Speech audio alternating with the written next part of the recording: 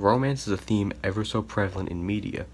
Many people enjoy romantic shows, however, an equal amount of people don't enjoy their media being laser focused on romance. That's okay too. Romance can be a main course and a side dish. Romance is at its best when it's not the main focus, but still receives as much effort as other parts of the show.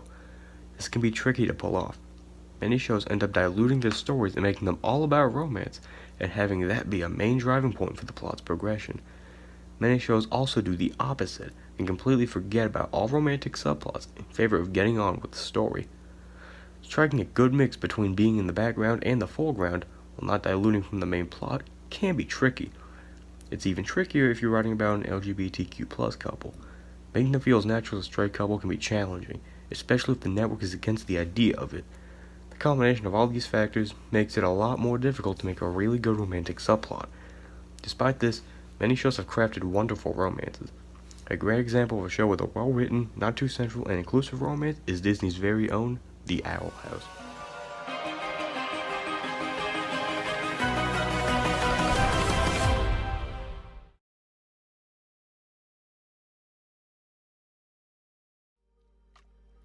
TheOwlHouse is an animated Disney show about a girl named Luz Nocita, who discovers a mystical realm of magic and demons.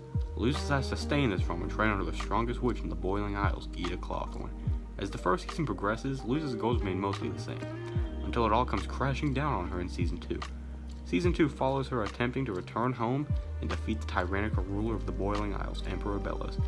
Based off the first and currently only episode of Season 3, Luz and her friends will attempt to return to the Isles, defeat Bellos once and for all, and save the Isles from an all-powerful childish god. The story has many twists and turns, however that's not the subject of this video. The story can be returned to at another time. What really sells the show is Luz, her friends, and her enemies. They're all absolute delights to see on screen, even if the audience is rooting for their downfall. Willow, Gus, Hunter, King, and more are great. One character seems to resonate with the fanbase slightly more than everyone else though: Amity Blight. Amity Blight is the classic school bully at the witch school Hexside. The show puts Amity and Luz through a period of rivalry before making them a couple. That will be discussed in due time, but for now it's time to discuss the character of Luz.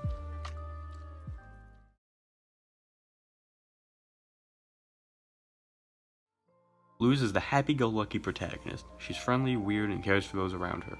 However, throughout the course of the show, something interesting happens to Luz. She loses. Quite a bit, actually. In her first fight with Bellos, she lost. Luz escaped, but if it was a fight to the death, Bellos easily would have won. Ida is also almost killed because of a decision made by Luz. Luz attempted to steal from the Emperor to heal a curse that burdened Ida. Luz feels extreme guilt for this. But that's not the end of the traumatic experiences. Throughout the rest of the show, Luz begins to show more of her flawed side. Aside from being labeled as the weird kid, Luz hasn't shown too many major flaws. However, in Season 2, she begins to blame herself for everything bad happening. Luz blames herself for all her problems, as well as the problems of her friends. Luz also begins to lie a lot. She lies when she doesn't want other people to worry about her. After so many years of reject, Luz must not like the idea of losing her newfound friends. Or perhaps she simply cares too much about them and sees them as a second family. Whatever the case, she lies to them quite a few times in the show, including about her father's passing in the episode Reaching Out. Luz lies when she doesn't want to hurt the people around her, or when the truth hurts her too much. This behavior isn't healthy. However, in her shoes, many people would have made these same mistakes. Luz also undergoes a lot of stress. A lot of this stress can be attributed to her realizing she helped a genocidal dictator in the episode Hollow Mind. Not to mention the thousands of lives possibly lost in the Day of Unity. With the knowledge of Luz, she has caused the deaths of thousands of innocent lives, as well as separating her friends from their families. That kind of pressure can change someone for the worst. Being in this kind of predicament would put anyone in severe amounts of stress, although, in the grand scale of this discussion, this isn't too important to fully dive into. The topic of Luz's psychology can be explored at a later date. For now, there's a light at the end of this metaphorical tunnel, or, more fittingly, a blight.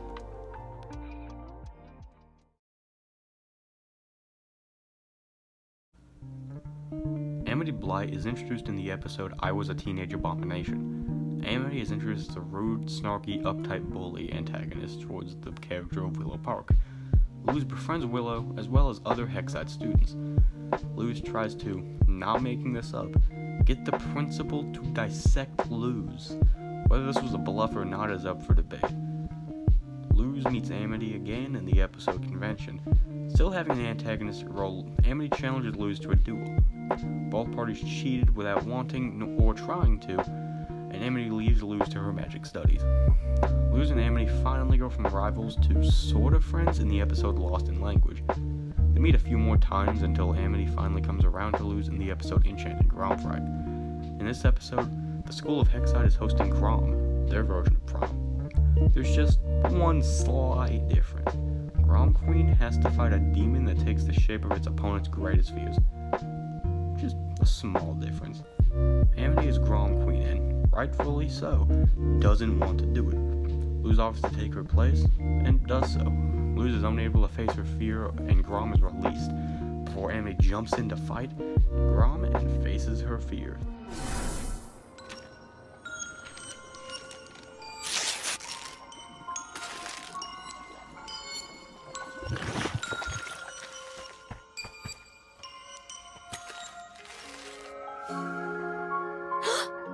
You were afraid of getting rejected.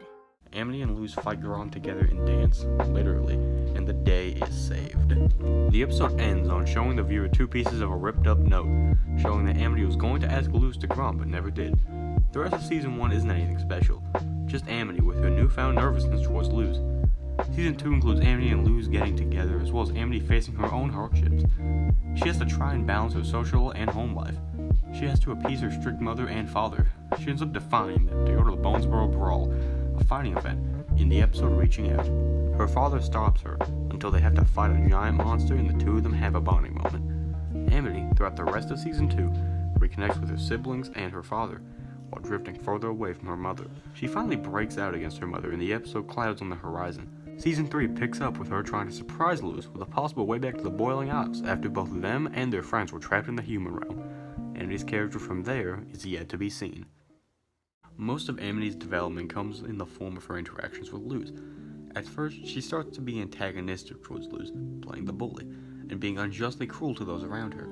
However, once her friendship with Luz begins, her attitude begins to change. She is nicer to those around her, still bursting out in fits of anger, but far less frequently. Season 2 shows a complete tonal shift in the character. Amity becomes her own person.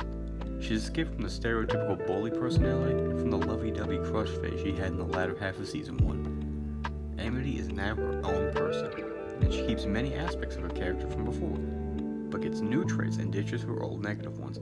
She goes from a snarky, uptight, confident, and competitive individual to a more caring, optimistic, still confident and competitive character. Amity's developments are drastic, but happen over time and are believable. She's one of many textbook definitions of character development.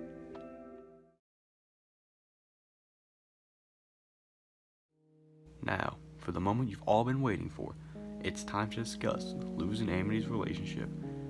As discussed, they started as rivals, but the story of how they became lovers is far more interesting than how they became friends.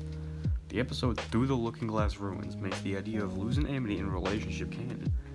It wouldn't be until a few episodes later that they would start dating, in a ship referred to as Lumity. The episode Knock Knock Knockin' on Hootie's Door saw Lumity become an actual thing.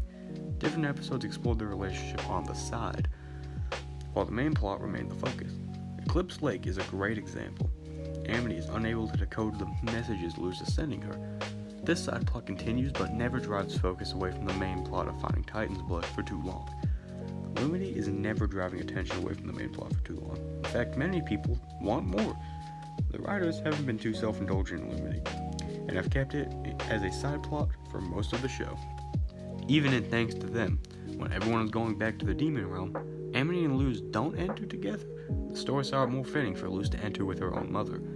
This shows the growth and connection between Luz and her mother.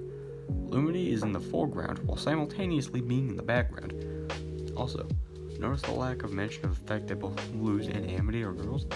Lumity is a same-sex couple, and they don't make a big deal about it. The sexuality of the characters is brought up once in the entire show, for a brief moment and thanks to them. Many other gay couples in shows feel the need to make it painfully obvious and mention it every chance possible. Lumity? No. Not once in the first 2 seasons is it brought up. And when it is mentioned, it's for less than 20 seconds in an over 55-minute special. Lumity strikes the balance between being a subplot and a main plot exceedingly well. It never intrudes for too long, and isn't forced into a moment it doesn't belong in. Lumity is by no means perfect, but it's really good at doing what it does. That whole spell was all without even mentioning that the characters themselves work well together. The audience wouldn't have cared about Lumity if all the characters didn't mesh well together, and luckily they do. Amity seems to be the shoulder for Luz to cry on, as evident in reaching out. When Luz talks about her father passing, Amity comforts her and promises to help her continue her tradition of picking flowers in his name, after defeating a giant monster, of course. Luz isn't necessarily a shoulder to cry on per se, but instead someone who's always there to help you. Those terms could be interchangeable, but we're gonna go with it. Luz is always ready to lend a helping hand, whether it's destroying a factory, saving stolen property, or taking down a dictatorship. Luz is ready and willing to help. Luz's happy-go-lucky nature, even in the face of a literal god, pairs nicely with the realistic approach Amity brings to most every situation. Personalities bleed into one another, meaning qualities Luz had, Amity now has to a certain degree. Not to mention, Amity has had some of her best moments with Luz. She reconnected with her family, reconciled with Willow, and even stood up to her mother about her mistreatment of both herself and her friends. Luz isn't the only one causing character growth. Amity caused Luz to experience some too. Luz, as seen in the episode Reaching Out, keeps a lot of her problems inside of her. She bottles up a lot of her emotions and has few people she can talk to about this. Amity is an outlet for Luz to relieve some of that stress and express her sorrows and sadnesses. She still keeps secrets, but she has someone she can talk to. Speaking of talking, lies are another major aspect of the relationship, specifically how they both feel about lies. Amity holds Luz accountable for her lies, and Luz doesn't try to justify her lies. She understands that they aren't good and knows she shouldn't be doing it, but does it anyways. Amity, on the flip side, also understands why Luz lies, but she doesn't like it. The amount of major lies from Luz towards Amity aren't super frequent, but they do still happen. Luz also helped Amity show her true self without fear of ridicule. Before they began dating, Amity kept her love of reading a book series a secret. After, she was able to be open about it. So open she can talk about it in front of the new school bully and not care what they're going on about. That's all without mentioning the pair is adorable together. While the success of their relationship is unrealistic at times, it's still nice to watch it unfold on screen.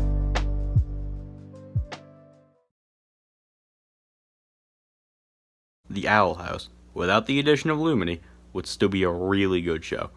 Lumity is an extra addition that the show doesn't need, but we really don't need a side dish with our main course, now do we?